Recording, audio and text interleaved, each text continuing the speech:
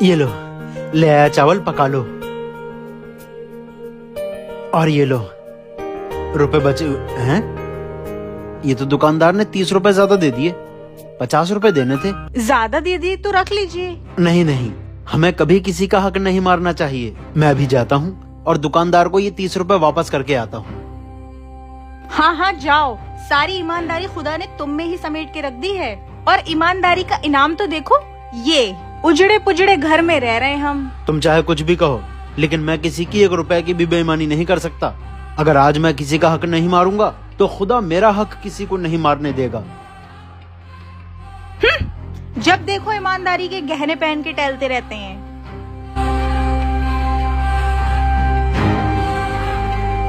भैया, अभी मैं आपसे चावल लेकर गया था तो मैंने आपको 100 रुपए दिए थे, 50 के चावल लिए। आपको मुझे 50 रुपए वापस करने थे, लेकिन आपने 30 रुपए ज्यादा दे दिए। ये लो अपने 30 रुपए। कल आप 5 रुपए के लिए इतनी बहस कर रहे थे और आप आज 30 रुपए वापस देने आ गए। भैया, मोल भाव करना मेरा हक है, लेकिन अगर मेरे पास किसी का 1 रुपया भी ज्यादा आ जाए और मैं वो वापस ना करूं, ये बहुत बड़ा गुनाह है।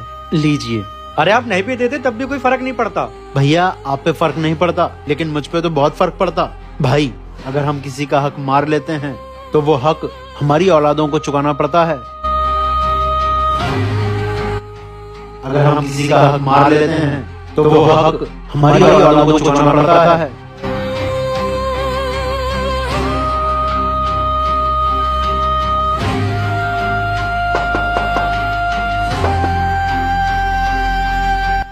भाई 5 दिन पहले आप दुकान पे सौदा लेने गए थे तो आप ये 300 रुपए छोड़ के आ गए थे। अच्छा, मैं तो भूल ही गया था। तुम भी भूल जाते, 300 रुपए मिल जाते तुम्हें।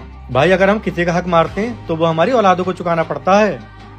भाई अगर हम किसी का हक मारते हैं तो वो हमारी औलादों को चुकाना पड़ता है।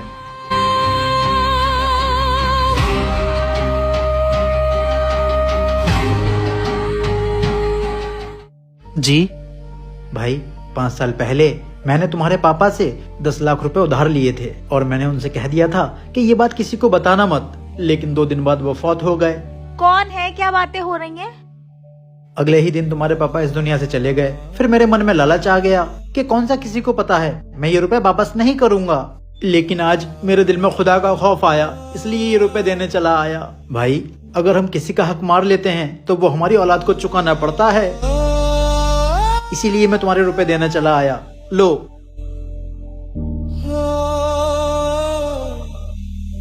देखा तुमने, ये होता है ईमानदारी का इनाम।